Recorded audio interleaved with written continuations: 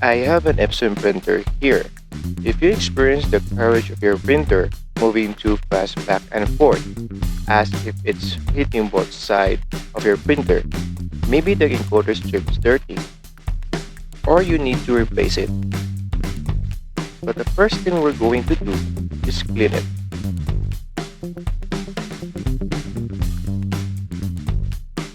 To do so, take a piece of tissue paper or toilet paper and then put a small amount of isopropyl alcohol on it. Gently hold the tissue paper or toilet paper, don't press it, and just move it down slowly.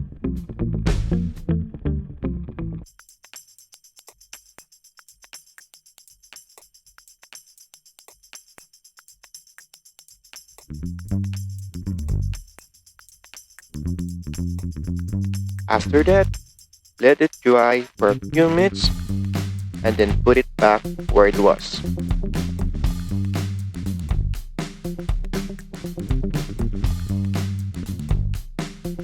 The black one you see in the encoder strip should be at the bottom. Just like that. Then, just test it once. Unplug your printer immediately if it doesn't work. And if it doesn't work, now is the time to replace the encoder strip. As you can see, guys, this is exactly what I'm doing right now. But in my case, I replace it and now it's working fine.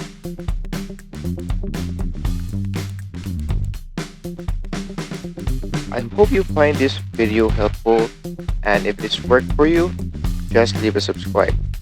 Oh, by the way, if you don't know how to remove the encoder strip, just check out this video. Thanks for watching.